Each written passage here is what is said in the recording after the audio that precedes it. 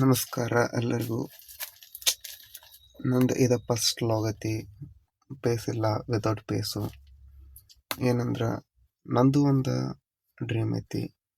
ಎಲ್ಲರೂ ಅವ್ರವ್ರ ಡ್ರೀಮ್ನ ಫುಲ್ಫಿಲ್ ಮಾಡ್ಕೊಂಡು ಅವ್ರವ್ರ ಡ್ರೀಮ್ ಹಿಂದೆ ಚೇಸ್ ಮಾಡತ್ತಾರು. ನಾನು ಹಂಗೆ ನನ್ನ ಡ್ರೀಮ್ ಹಿಂದೆ ನಾನು ಚೇಸ್ ಮಾಡತ್ತೀನಿ. ಏನಂದ್ರೆ ನಾನು ಒಬ್ಬ ಮಿಡಲ್ ಕ್ಲಾಸ್ದಿಂದ ಬಂದಂಥ ಹುಡುಗ. ನನ್ನ ಡ್ರೀಮ್ಸ್ ಭಾಳ ಅದಾವು. ನನ್ನ ಏಜ್ ಇವಾಗ 23. ಮತ್ತೇನಂದ್ರೆ ಈಗ ಆಲ್ರೆಡಿ ನಾನು ಲೇಟ್ ಮಾಡಿದ್ದೀನಿ ಗೊತ್ತೈತಿ. ಯಾಕಂದ್ರೆ ನಂದು ಕಾಲೇಜ್ ಗ್ರ್ಯಾಜುಯೇಷನ್ ಮುಗಿಸೋತ್ರ ಲೇಟ್ ಆಯಿತು. ಇನ್ನು ನಂದು ಏನಂದ್ರೆ ಇದು ವಿಡಿಯೋ ಒಂದು ಸ್ವಲ್ಪ ಲೆಂತ್ ಆಗ್ಬೋದು. ಫಸ್ಟ್ ವಿಡಿಯೋ ಐತಿ. ಪ್ಲೀಸ್ ಎಲ್ಲ ಕರ್ನಾಟಕದ ಜನತೆ ಇದಕ್ಕೆ ಸಪೋರ್ಟ್ ಮಾಡಿರಿ ಅಂತ ಅಷ್ಟೇ ಕೇಳ್ಕೊತಾನು. ನಂದೇನಂದ್ರೆ ನಂದು ಡ್ರೀಮ್ ಲೈಫ್ನಾಗ ಒಂದು ಫುಲ್ ಟೈಮ್ ಟ್ರೇಡರ್ ಆಗ್ಬೇಕಂತ ನನ್ನ ಆಸೆ. ಫುಲ್ ಟೈಮ್ ಟ್ರೇಡರ್ ಆಗ್ಬೇಕನ್ನೋ ಆಸೆ, ಅದರೊಂದಿಗೆ ನಾನು ಒಂದಿವ್ಸ ಕನಸ್ಬೋದ ನನಗೂ ಹಿಂಗೆ ಬೈಕ್ ತೊಗೋಬೇಕು. ನಂಗೆ ಟ್ರಾವೆಲಿಂಗ್ ಅಂದ್ರೆ ಭಾಳ ಇಷ್ಟ. ಎಲ್ಲ ಕಡೆ ಟ್ರಾವೆಲ್ ಮಾಡಬೇಕು. ನಾನು ನನ್ನ ಸ್ವಂತ ಬೈಕ್ ಮೇಲೆ ಎಲ್ಲ ಕಡೆ ತಿರುಗಾಡಬೇಕು, ಟ್ರಾವೆಲ್ ಮಾಡಬೇಕು ಅಂತ ಆಸೆ ಐತಿ. ಅದಕ್ಕೆ ನಾ ಏನು ಮಾಡ್ಬೇಕಂತ ಮಾಡೀನಿ. ಮನೆ ಪರಿಸ್ಥಿತಿನೂ ಐತಿ, ಆದ್ರೆ ಸ್ವಂತ ನಾನು ಇನ್ನು 23 ಏಜ್ ಆಯಿತು. ನಂದು ನಾ ದುಡ್ದ ನಾ ಬೈಕ್ ತೊಗೋಬೇಕಂತ ನನಗೆ ಆಸೆ ಆಗತೈತಿ. ಅದ್ರ ಸಂಬಂಧ ನಾ ಇಷ್ಟು ದಿನ ಒಂದು ರೀಸೆಂಟ್ 3 ಇಯರ್ಸ್ ಆಯ್ತು ಅನಿಸ್ತೈತಿ. ನಾ ಸಣ್ಣ ಟ್ರೇಡಿಂಗ್ ಒಂದೊಂದು ಕಾನ್ಸೆಪ್ಟ್ ಕಲಿದು, ಒಂದೊಂದು ಟ್ರೇಡಿಂಗ್ ಬಗ್ಗೆ, ಟ್ರೇಡಿಂಗ್ ಅಂದ್ರೆ ಏನ, ಟ್ರೇಡಿಂಗ್ದಾಗ ಯಾವ ಸ್ಟೇಜಸ್ ಇರ್ತಾವೆ, ಟ್ರೇಡಿಂಗ್ ಹೆಂಗೆ ಬಿಲ್ಡ್ ಮಾಡಬೇಕು, ಟ್ರೇಡಿಂಗ್ ನಮ್ಮ ಸ್ಟ್ರಾಟಜೀಸ್ ಹೆಂಗೆ ಬಿಲ್ಡ್ ಮಾಡಬೇಕು, ನಮ್ಮ ಎಮೋಷನ್ಸ್ ಹೆಂಗೆ ಕಂಟ್ರೋಲ್ ಮಾಡಬೇಕು, ಏನು ಮಾಡಬೇಕು ಏನು ಮಾಡಬಾರ್ದು ಅನ್ನೋದನ್ನು ಕಲಿತ್ರೆ ನನಗೆ ಎಷ್ಟು ಹಿಡಿಯುತ್ತೆ ಟೈಮ. ಬಟ್ ನನಗೆ ಇನ್ನೊಂದು ಏನು ಪ್ರಾಬ್ಲಮ್ ಅಂದರೆ, ನಾನು ಟ್ರೇಡಿಂಗ್ ಮಾಡೋಕ್ಕೆ ಕ್ಯಾಪಿಟಲ್ ಇಲ್ಲ. ನಾವಾಗ ಸಣ್ಣಗೆ ನಾನು ಇದ್ರ ಕೂಡ ಕ್ಯಾಪಿಟಲ್ಲು ರೆಡಿ ಮಾಡ್ಕೋಬೇಕು. ಕ್ಯಾಪಿಟಲ್ ರೆಡಿ ಮಾಡ್ಕೊಂಡು ನಾನು ಟ್ರೇಡಿಂಗ್ ಸ್ಟಾರ್ಟ್ ಮಾಡಿ ಡೇ ಟು ಡೇ ಪ್ರಾಫಿಟ್ಟ ಲಾಸ ಎಲ್ಲನೂ ಆಕ್ಸೆಪ್ಟ್ ಮಾಡ್ಕೊಂಡ ಬೇರ್ ಮಾಡ್ಕೊ ಕೆಪಾಸಿಟಿನ ತೊಗೊಂಡ ಇನ್ನು ನೆಕ್ಸ್ಟ್ ಫ್ಯೂಚರ್ದಾಗ ಬರೋ ಇನ್ನು 3 ಮಂತ್ಸ್ ಒಳಗೆ ನಂದು ಒಂದು ಟ್ರೇಡಿಂಗ್ ಕ್ಯಾಪಿಟಲ್ ಎಷ್ಟು 10,000 15,000 ವಾಟ್ ಎವರ್ ಏನೇ ಇರಲಿ, ಅದರಿಂದ ನನ್ನ ಡ್ರೀಮ್ ಬೈಕ್ ತೊಗೋಬೇಕನ್ನೋ ಆಸೆ ನನಗೈತಿ. ಬಟ್ ನನ್ನ ಡ್ರೀಮ್ ಬೈಕ್ ಬಗ್ಗೆ ನಿಮಗೆ ಇವಾಗ ಶೋ ಮಾಡತ್ನು ಬರ್ರಿ. ಆ್ಯಕ್ಚುಲಿ ನನ್ನ ಡ್ರೀಮ್ ಬೈಕ್ ಇರೋದು ZX10R. But it's 999cc 4 cylinder. But ಇದನ್ನ 25 ಲಕ್ಷ ಐತಿ. 25 lakh as a middle class ನಮಗಂತೂ ಸಜ್ಜು ಮಾಡೋದಾಗೋದಿಲ್ಲ. EMI ಮೇಲೆ ತೊಗೊಂಡ್ರಂದ್ರೂ ಮುಗ್ದ ಹೋಯ್ತು. EMI ಮೇಲೆ ತೊಗೊಂಡ್ರೆ EMI ಕಟ್ಟಿ EMI ಕಟ್ಟಕ್ಕೂ ಎಷ್ಟೋ ಆಗ್ತೈತಿ. 25 ಲಕ್ಷ ಅಂದ್ರೆ ಮಂತ್ಲಿ 50,000-60,000 ರೂಪಾಯಿ EMIನ ಕಟ್ಟಬೇಕು. ಬಟ್ ಸೇಮ್ ಲುಕ್ಕ, ಸೇಮ್ ಫೀಲ, ಸೇಮ್ ರಾ ಫೀಲ್ ಕೊಡುವಂಥ ಗಾಡಿ ಯಾವುದಂದ್ರೆ ನನ್ನ ಪ್ರಕಾರ ನನಗೆ ಸ್ಪೋರ್ಟ್ಸ್ ಬೈಕ್ ಒಳಗೆ ಲೈಕ್ ಆಗಿದ್ದಂದ್ರೆ R15 V4M. ಯಾಕಂದ್ರೆ ಇದು 155cc ಐತಿ, ಸಿಂಗಲ್ ಸಿಲಿಂಡರ್ ಐತಿ. ಬಟ್ ಏನೈತಿ 2.5 ಲಕ್ಷ ಐತಿ. 2.5 ಲಕ್ಷದಾಗ ಒಂದು ಡೌನ್ ಪೇಮೆಂಟ್ 50,000 ಮಾಡ್ರು 2 ಲಕ್ಷ ಅಷ್ಟು ಲೋನ್ ಆಗ್ತೈತಿ. 2 ಲಕ್ಷ ಲೋನ್ದಾಗ 8,000 10,000 ಎಷ್ಟೆಷ್ಟೋ ಬರ್ಬೋದು, ಕಟ್ಕೊತ ಹೋಗ್ಬೋದು.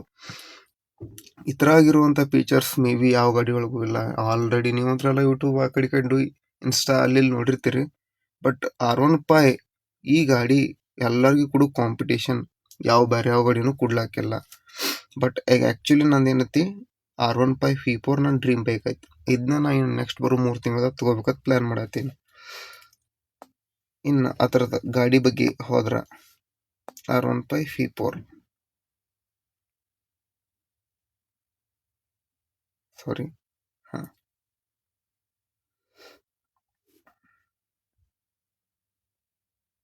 ನಂದು ಪರ್ಸ್ನಲಿ ನನಗೆ ಇಷ್ಟ ಆಗಿದ್ದ ಕಲರ್ ಗಾಡಿ ಅಂದ್ರೆ ಇದು R15 V4. ನನಗೆ ಈ ಗಾಡಿನ ಎದಕ್ಕೆ ಪರ್ಸ್ನಲಿ ಲೈಕ್ ಆಯ್ತಂದ್ರೆ, ಈ ಗಾಡಿ ಒಳಗೆ ಏನು ಕೊಡ್ತೈತೆ ಫೀಚರ್ಸ್ ಅಂದ್ರೆ, ಇವೆಲ್ಲ ಗಾಡಿ ಕಂಪೇರ್ ಮಾಡಿದ್ರೆ ಎಲ್ಲ ಗಾಡಿ ಒಳಗೆ VVA ಐತಿ. ಆ ಫೀಚರ್ಸ್ ಅಂದರೂ ಎಲ್ಲ ಗಾಡಿಗೆ ಐತಿ. ಇದು ಕ್ವಿಕ್ ಶಿಫ್ಟರ್ ಕೊಡ್ತಾನೆ. ಇದಕ್ಕೆ ಕ್ವಿಕ್ ಶಿಫ್ಟರ್ ಅಂದ್ರೆ ವಿತೌಟ್ ಕ್ಲಚ್ ಸ್ವಲ್ಪ RPM ಡೌನ್ ಮಾಡಿ ವಿತೌಟ್ ಗೇರ್ ಹಾಕೋಬೋದು. ಆ ಒಂದು ಫೀಚರ್ ಈ ಗಾಡಿ ಒಳಗೆ ಪರ್ಸ್ನಲಿ ಭಾಳ ಲೈಕ್ ಆಯ್ತು. ಮತ್ತಿನ್ನು ಈ ಗಾಡಿ ನೋಡ್ರೆ 51 ಮೈಲೇಜ್ ಕೊಡ್ತೈತಿ. 51 ಅಂತ ಹೇಳ್ತಾರು, ಕ್ಲೈಮ್ ಆಗೋದು 45 ಸಮ್ಟೈಮ್ಸ್ 55-60 ಆಗಿದ್ದು ಉದಾಹರಣೆ ಐತಿ. ಬಟ್ ಮಿಡಲ್ ಕ್ಲಾಸ್ ಅವ್ರಿಗೆ ಒಂದು ಮೈಲೇಜ್ ವಿತ್ ಪರ್ಫಾರ್ಮೆನ್ಸ್ ಅನ್ನೋಕೆ ಬೆಸ್ಟ್ ಗಾಡಿ ಅಂದ್ರೆ R15 V4M.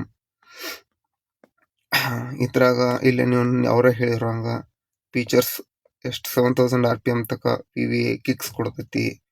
146 ತಕ ಅವ್ರು ಕ್ಲೈಮ್ ಹೇಳಿದಾರು. ಮತ್ತು ಸ್ಲಿನ್ ಕೊಡ್ತಾರು 6 ಸ್ಪೀಡ್ ಗೇರ್ ಬಾಕ್ಸ್. ಯಾವುದೋ 150cc ಒಳಗೆ ಹೆಚ್ಚು ಕಮ್ಮಿ ನಾ ಡ್ರೈವ್ ಮಾಡಿದ ಪ್ರಕಾರ ಎಲ್ಲಾದ್ರೂ 5 ಗೇರ್ ಅದಾವ, ಇದ್ರ 6 ಗೇರ್ ಕೊಡ್ತಾರ. ಇದು ಇವತ್ತಿನ ನನ್ನ ಡ್ರೀಮ್ ಬೈಕ್ ಬಗ್ಗೆ ಒಂದು ಶಾರ್ಟ್ ವಿಡಿಯೋ ಮಾಡ್ಬೇಕನ್ನಿಸ್ತು, ಅದಕ್ಕೆ ಮಾಡಿ ಹಾಕಾತಿದ್ದೆ. ಪ್ಲೀಸ್ ಎಲ್ಲರೂ ನಂಗೆ ಸಪೋರ್ಟ್ ಮಾಡಿರಿ. ನಾ ಎಲ್ಲ ನಿನ್ನ ಡೇ ಟು ಡೇ ಟ್ರೇಡಿಂಗ್ ವಿಡಿಯೋಗಳನ್ನ ಯೂಟ್ಯೂಬ್ದಲ್ಲಿ ಹಾಕ್ತಾ ಹೋಗ್ತೀನಿ, ಇನ್ಸ್ಟಾಗ್ರಾಮ್ದಾಗ ಹಾಕ್ತಾನು. ಇನ್ನು ಯೂಟ್ಯೂಬ್ದಾಗ ನನ್ನ ಪ್ರೊಫೈಲ್ನ ಮೆನ್ಷನ್ ಮಾಡಿದ್ನು. ನಂದು ಯೂಟ್ಯೂಬ್ ID ಅರುಣ್ ನಂದೇಶ್ವರ್ ಅಂತ ಐತಿ. ಬಟ್ ಹೋಗಿ ಚೆಕ್ ಮಾಡಿರಿ, ಇವಾಗ 6 ಜನ ಫಾಲೋವರ್ಸ್ ಅದಾರು, ಸಬ್ಸ್ಕ್ರೈಬರ್ಸ. ಸೊ ರೀಸೆಂಟ್ ನಾ ಹಂಗೆ ಯಾವ ಫನಿ ವಿಡಿಯೋಸ್ ಅವು ಹಾಕಿದ್ದೆ. ಬಟ್ ಇನ್ನು ಸೀರಿಯಸ್ ಹಂಗೆ ಇದನ್ನ ಕಂಟಿನ್ಯೂ ಮಾಡ್ಕೋತ ಹೋಗ್ತೀನಿ. ಮತ್ತು ಇನ್ನೊಂದೇನಂದ್ರೆ ನಂದು ಟ್ರೇಡಿಂಗ್ ವ್ಯೂದಾಗಿಂದ ರೀಸೆಂಟ್ ಪ್ರಾಫಿಟ್ಸ್ ಇವೆಲ್ಲ. ಅಂದ್ರೆ ರೀಸೆಂಟ್ಲಿ ನಾ ಏನೈತಿ ಡೆಮೋದಾಗ ಪ್ರಾಫಿಟ್ಸ್ ಮಾಡಿದ್ದೆ. ಇದೆಲ್ಲಿ ಬಿಟ್ಕಾಯಿನ್ದಾಗ 1:3. ಮತ್ತಿನ್ನು ಇಲ್ಲಿ ಇಥೇರಿಯಮ್ದಾಗ ಬೇರೆ ಇವತ್ತ ಟ್ರೇಡ್ ಮಾಡಿದ್ದೆ. ಇಥೇರಿಯಮ್ದಾಗ ಇಲ್ಲಿ ನೋಡಿ, ಇದು 1:3 ಐತಿ. ಮತ್ತಿನ್ನು ರೀಸೆಂಟ್ ಹೋದ್ರೆ ಇದು 1:3 ಐತಿ. ಇದು 1:3 ಐತಿ. ಇಲ್ಲಿ ರಿಸ್ಕ್ ಭಾಳ ತೊಗೊಂಡಿದ್ದೆ. ಆಮೇಲೆ ಇದು 1:3 ಐತಿ. ಇದು 1:3 ಇತ್ತು, ಬಟ್ ಟಾರ್ಗೆಟ್ ಹಿಟ್ ಆಯಿತು. ಸ್ಟಾಪ್ ಲಾಸ್ ಹಿಟ್ ಆಯಿತು. ಇದು ಒಂದು ಸ್ವಲ್ಪ ನನ್ನ ಟ್ರೇಡಿಂಗ್ ಬಗ್ಗೆ ನಾ ಕಲ್ತಿದ್ದು, ನಾ ಮಾಡ್ಕೊಂಡಿದ್ದು. ಇವಾಗಿನ